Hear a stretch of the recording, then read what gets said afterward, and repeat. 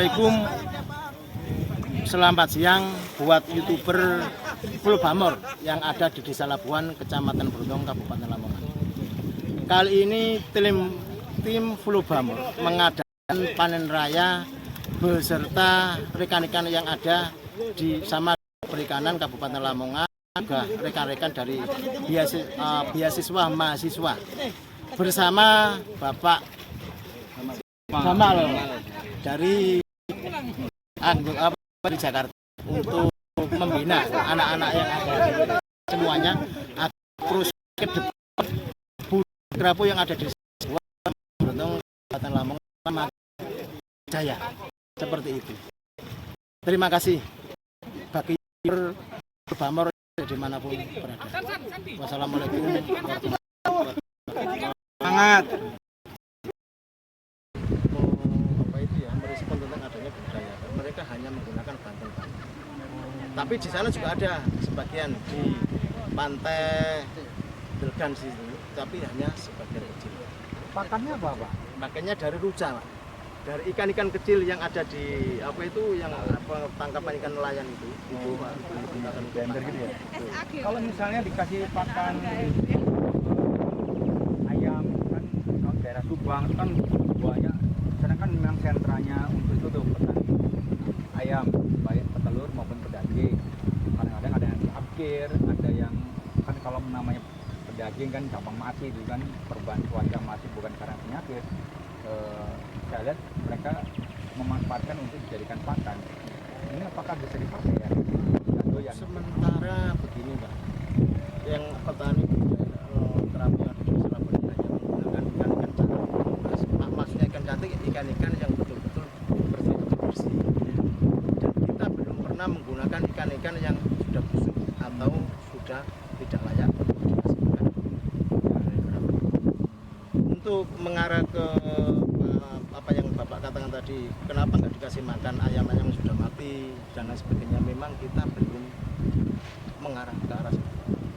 Iya. Juga kali ya. Takutnya nanti perkembangannya ikan ini tidak begitu. Iya, lagian itu haram tuh kan. Bisa saya tambahkan, Pak ya? Saya Oke, dokter hewan, Pak. Wah. Ayam itu penyakitnya zoonosis, Pak. Bisa ke manusia. Jadi bisa lewat ikan terus ke manusia. Jadi makanya tidak diperbolehkan. Oh, enggak, ini aku mau takon. Kalau saya sih lihat dari sisi agama kan ayam tiren nggak boleh dimakan itu kan. Tapi kalau jadi pakan, dari sisi medis, ayam itu zoonosis bisa menular ke manusia. Penyakit pada ayam itu bisa menular ke manusia. Kayak kalau analisa usahanya, berapa biayanya, kemudian ketika dijual laku berapa, Pak itu? Kalau dari hasil logika, Pak ya, ini kan kita berbicara tentang rezeki memang ya kan. Tapi kapasitas dengan satu lokan ini membutuhkan biaya 150 juta sampai habis satu peta ini ya. Untuk berapa ekor ikan? 8.000 ekor ikan bibitan.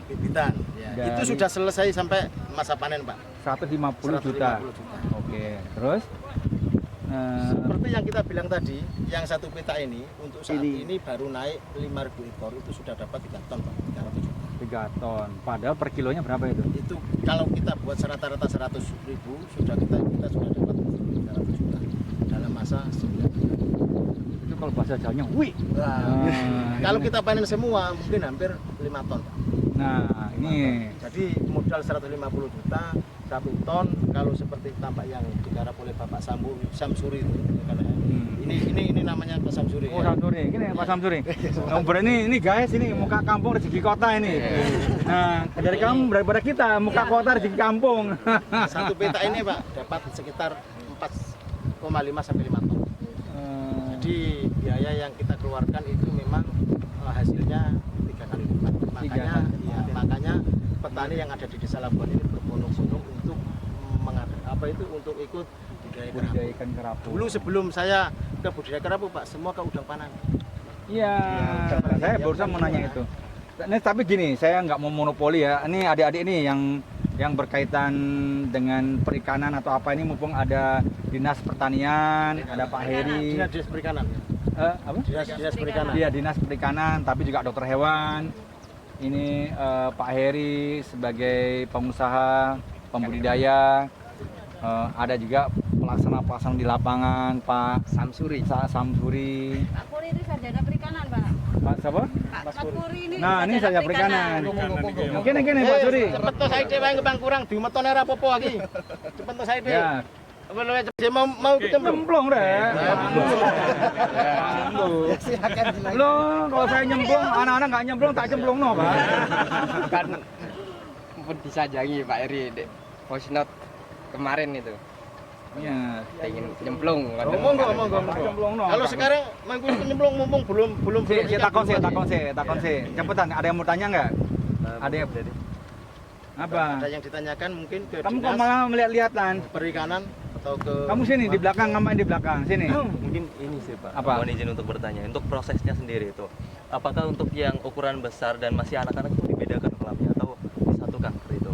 Jadi kita mulai pembibitan awal itu memang kita tebar jumlahnya sekian Pak, 6 sampai 7 cm saja. Kecil sekali. Jadi kita tebar 8.000 ekor, masukkan ke dalam tambak ini tanpa adanya sutir. Jadi kita masukkan, tapi petani-petani ini sudah tahu Pak, masa 7 sampai 8 bulan mereka waktunya masa panen. Enggak kanibal dia. Ya, kanibal memang. Makanya 8 sampai 7 sampai 8 bulan kita panen, kita pilih yang 5A sampai 9 on. Oh. Kita angkat ya karena yang di bawah setengah 5 on kita buang kembali. Kita perbesar kembali. Seperti ini masanya belum masa panen Pak ini. Ini baru 4 bulan. Paling nanti ikannya paling besar 3 on. Itu kita kasih makan pertama 1 sampai 2 bulan itu kita kasih makan pelet. Pelet itu yang dari pabrik itu Pak, yang akan pakan ikan itu. Setelah 7 sampai 8 bulan baru kita adakan panen, kita pilih yang 5 sampai 9. Kita Bibitnya dari mana Pak? dari situ Bondo sama Bali Pak. Oh, memang ada khusus yang Ya, betul. yang Ada. breedernya. Perikanan betul, ada yang hatcher, ada yang dari perikanan. Mungkin Bapak Mas Budi dijelaskan tentang bibit yang ada di Ya sebetulnya Pak Eri sendiri juga pemain benih. Ini itu merendah, Pak. Pemain benih sendiri juga. Budidaya juga. Enggak, kalau saya tuh baru nanya kan situ Bondo, berarti kalau ke sana kalau kita kan harus bisa bahasa Madura nanti kan. Wah, ada. Nggak harus. tidak harus Madura soalnya. Guyon, Pak. Iya. Sama Pak, seperti juga mahasiswa ada yang dari Papua, dari Blondong. Hatcher juga begitu, ada yang dari Madura, ada yang dari NTT, ada yang dari Gitu. iya, Campur ada ya, yang dari Medan. alhamdulillah. Campur. Cuma memang stok untuk saat ini bibit memang ada di sini. Oh, Soalnya peternakannya sudah ada di sini. Induknya lah. iya. Ada yang tanya lagi nggak? Sini Pak.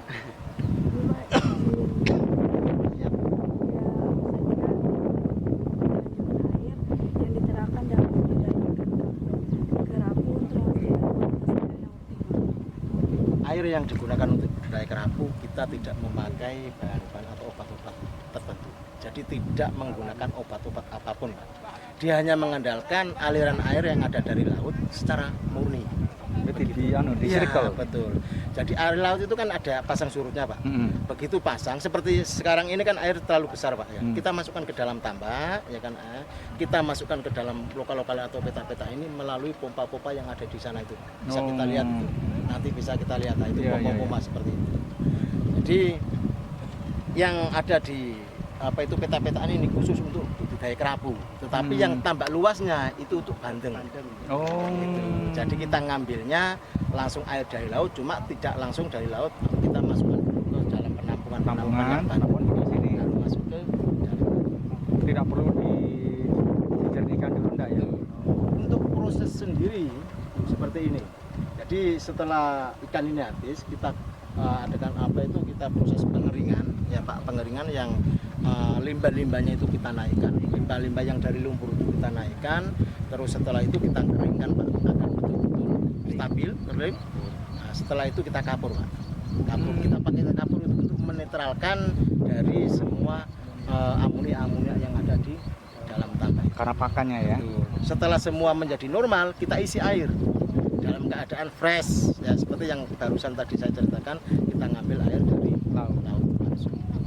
Setelah itu 1 sampai 10 hari kita taburi bibit yang kita sudah order dari situ Bondo dari tadi.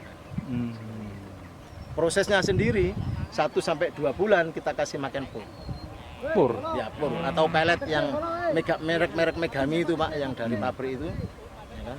Nah, setelah sudah kita latih 1 sampai 2 bulan, terus kita kasih makan ikan-ikan yang kita giling. Kita pakai mesin sendiri. Nanti Pilihan lokasi yang sesuai atau lokasi yang ideal untuk budidaya ikan kerapu itu kayak gimana? Ini kayak faktor-faktor apa aja yang mendukung kita untuk membuka kayak tempat buat budidaya ikan kerapu? untuk saat ini tambak yang ada di Desa Labuan semuanya ideal untuk dilakukan budidaya kerapu.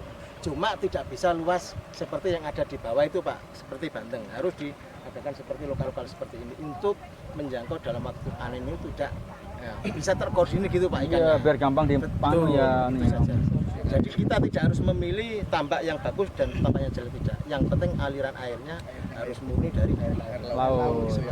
Berarti kalau untuk lokasinya sendiri mau kayak di daerah pegunungan itu juga boleh, yang penting airnya dari laut. Kalau airnya air laut bisa. Seperti daerah selatan itu saya juga sudah dengar tuh ada yang di Kulon Progo itu, yang di Jogja itu juga sudah ada Pak. Digunakan untuk tambak. Seperti di Trenggalek misalnya ada tambak bisa Pak digunakan sebetulnya. Tapi sementara yang ada budidaya kerapu ini hanya ada di desa Mbontonnya. Karena mungkin mereka begini Pak, maaf Pak, untuk pemodal mungkin barangkali hasilnya terlalu lama. Soalnya kan masanya kan ya Bu ya, masanya kan 8 sampai 1 bulan. Putaran uang kan lama Pak. Oh, tidak SSB Pak ya? Betul. Kalau 10 peta sudah 1,5 M Pak. Ya, tapi kalau bagi petani kecil seperti saya itu keuntungan yang luar biasa. Petani kecil seperti saya. Itu ada mana kan? Kecilnya ya itu tadi Pak. Karena apa? Waktunya lama Pak. 1,5 tahun. Syukur-syukur dengan adanya studi banding ini nanti Pak Gamal bisa mengucurkan dana untuk saya. Informasi ini akan kita sebarkan ke seluruh Indonesia. Akan nanti dilihat oleh teman-teman kita yang dari luar daerah, juga orang tua mereka, kerabatnya. Moga-moga ini Labuhan menjadi viral gitu ya. Dan ada peluang kerjasama yang lebih besar. Saya ikut bangga Pak Heri. Dulu saya seumuran Pak Heri mungkin tidak kepikiran begini. Karena sudah kadung tua mau bikin lagi. Kira bisa apa enggak ya? Yang tua banyak umurnya Pak. Ya. Salam kenal, salam sahabat. Pak